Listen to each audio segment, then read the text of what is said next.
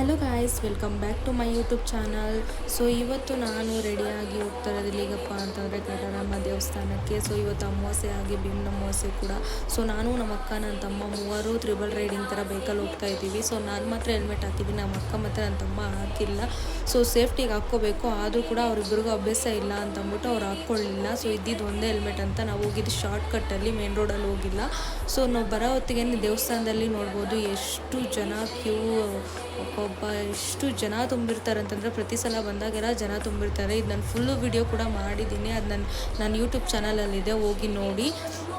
So ನಾವು ಬರೋ ಹೊತ್ತಿಗೆ ಒನ್ ಓ ಕ್ಲಾಕ್ ಆಗಿತ್ತು. ಸೊ ಅದು ದರ್ಶನ ಎಲ್ಲ ಮುಗಿಸ್ಕೊಂಡು ರಿಟರ್ನ್ ಹೋಗೋದಕ್ಕೆ 3 ಓ ಕ್ಲಾಕ್ ಆಯಿತು. ಸೊ ಅಷ್ಟು ರಶ್ ಇರುತ್ತೆ, ಅಷ್ಟು ಕ್ಯೂ ಇರುತ್ತೆ, ವೆಯ್ಟ್ ಮಾಡಬೇಕಾಗುತ್ತೆ.